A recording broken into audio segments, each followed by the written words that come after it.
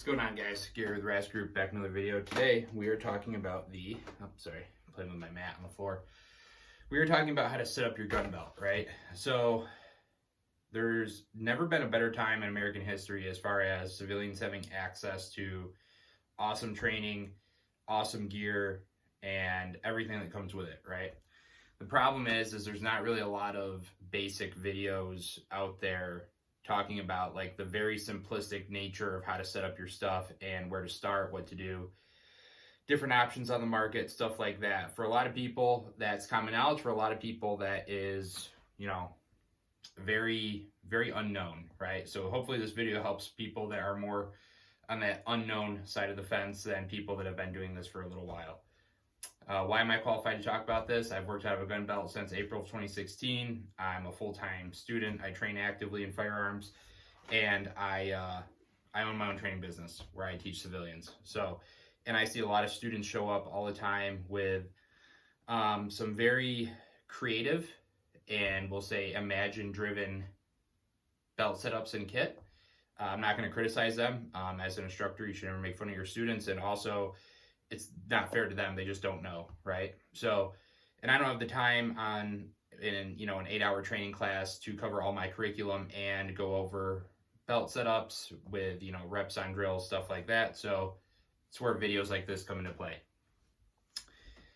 Talking about belts, there's two main types of gun belts out there right now that I subscribe to. One of which is going to be the two-piece belt system, which is like this right here. This is a Blue Alpha Gear slick belt. This is what my main training rig I've been using for a little bit. And the inside of this gun belt has Velcro that mates up to an inner belt that goes through your pant loops. And they're opposite Velcro, they mate up, and it helps hold the belt in place. The other option is like a padded belt system, such as this, where you have a pad that goes along the inside, and all you do is throw this over whatever jacket, clothing you have on at the time, and the inner pad is a rubberized material that helps secure it to your body. I'm going to talk about how I believe these are very dependent on the holster setup you use, and how this right here, the leg strap, plays a big role in using a padded belt system, but we'll go over that here in a few. So, there we go. Let's talk about getting the belt set up, right? So the first things first, we have to understand the roles of the gun belt, what we're looking for the gun belt to do. The first thing is going to be to hold our pistol and our subsequent holster, right? So this is my main holster. It's a Safariland 6354D0, and I modified it, as you can see here, to fit a Glock 17 with a full-size compensator on it, and it works great for everything else. Retention still works. We'll go over this a little bit. I've talked about holsters in another video, but we'll touch base. But the first thing I want to do is address what I need out of my gun belt, given the priorities of the roles that the gun belt's going to have. First thing is going to be my holster setup. So to do this, put on your gun belt, and then do a few dry reps of just nothing there, but doing just a few coming up and where are you naturally indexing for your gun at on your hip line. It should be somewhere forward of the hips, because that's where we find that we can, as human beings, access tools quickly, appropriately, and with a sense of urgency, right? Like, we can get to them quick, we can get to them fast. It's not a strain to get to them. And it actually, once you hit the 90-degree mark of your hips and back, becomes a lot less ergonomic and natural for you to retrieve tools off your belt. So do a few reps of that, take a Sharpie, and mark on the belt where you're indexing for that draw. Yes, I am asking you to place a marker mark on your brand new gun belt, potentially brand new gun belt. If you have a problem with that, maybe reevaluate why you're doing this and what your priorities are, right? If you're just looking to collect a kit and you don't care, video probably isn't for you. So stop watching now. But I'm going to then see where that mark was, and then I'm going to attach my holster attachment, whether it be this True North MHA, a G-Code RTI, a Safariland mid-drop, whatever it may be. And then I'm going to place it on there, but I'm not going to cinch it down, especially if it's a screw-borne system. I'm not going to just tighten everything down right away. I'm going to take the time and I'm going to then attached my holster to it. And I'm going to see, is that absolutely perfect? Because this is my primary roll of the gun belt. The little details are going to matter. If something is a ½ inch off, you're going to know it and it's going to bother you. So take the time, make the adjustments now. Once I get everything fine-tuned, I'm going to cinch it down, and that lives there. It does not move, right? So, and furthermore, it goes to say, like, when I wear a belt, my buckle is going to be dead 12 o'clock on my gig line. That's what I do. A lot of people will offset the buckle. I'm not a big fan of that for the sheer fact that I like to access my buckle with either hand, and I like to have everything working as intended. I understand the argument of offsetting the buckle to get more usable real estate, like, you know, in front at the very 12 o'clock position and forward of your hip line. However, I don't buy it. I can still mount everything I need to and be relatively quick using the buckle in its designated position as intended, that both hands can access it and quickly get that belt off in a hurry. So first things first is a holster. Next is the secondary role to me is our handgun ammunition source. This is my teaching belt. So I have 3 angled pistol pouches here.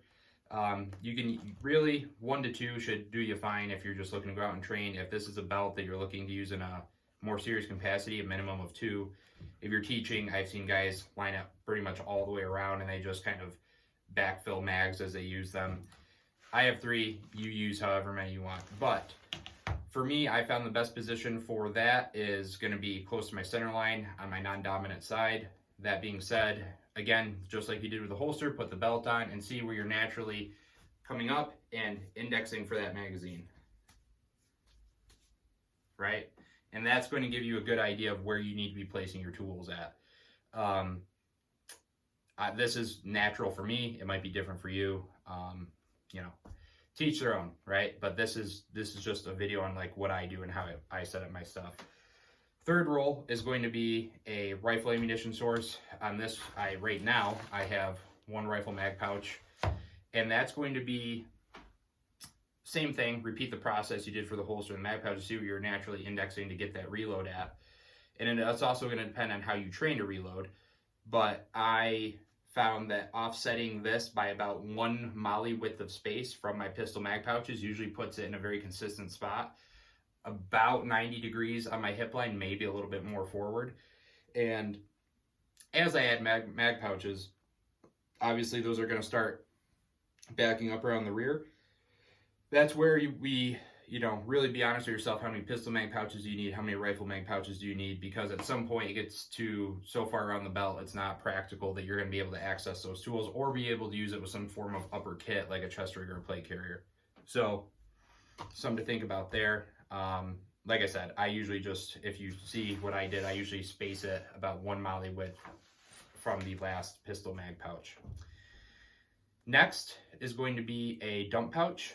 I've seen a lot of people kind of forego dump pouches, and then I see them on the firing line trying to find places to store extra rounds, extra magazines, pens, notebooks, water bottles, snacks, whatever. That's the beauty of a dump pouch, is you dump in there whatever you want and you think you're going to need. So, and I haven't even cleaned this out yet. So in here I have a couple of note cards, a couple index cards for some headbox focus. One of my spare mags. This happens to have the Grip Force USA base plate on there. Been trying these out to see how I like them. Review coming soon. I have a roll of pasters. And that's it. So, and the cool part is when you don't have a bunch of shit in there, you can roll it up.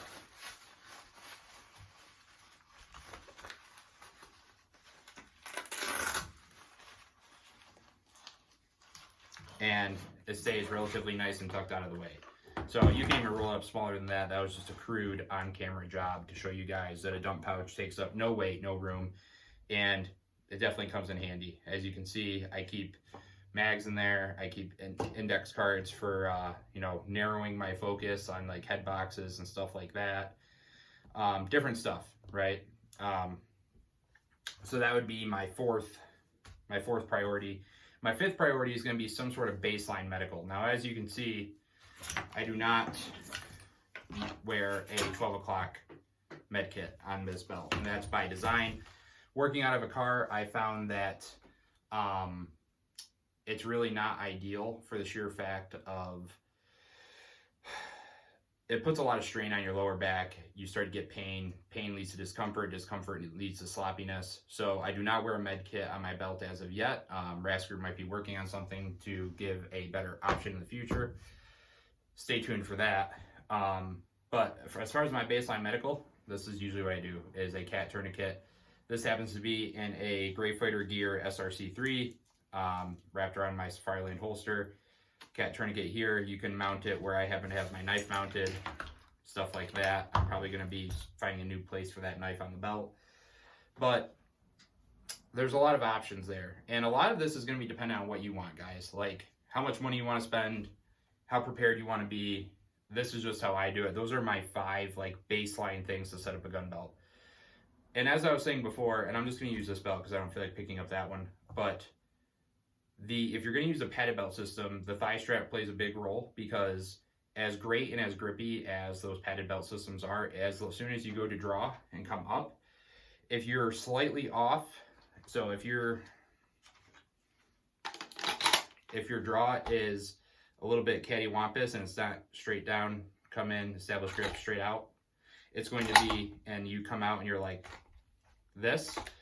As that gun is fighting to leave the holster is going to be fighting to leave your side. It's going to be fighting to leave the belt. Whereas if you have a thigh strap, right, it's going to anchor that holster down to your leg and subsequently anchor the belt down. So things aren't going to rotate. They're not going to shift. They shouldn't ride up. And as long as you have your thigh strap adjusted appropriately, you should be fine. So I know this was a long one, guys. I tried to pack in as much as I could. I didn't try to fluff a whole bunch of shit for you. And if you have any questions, by all means, drop them down in the comments. I try to keep up on the comment sections, guys, but, you know, sometimes life happens.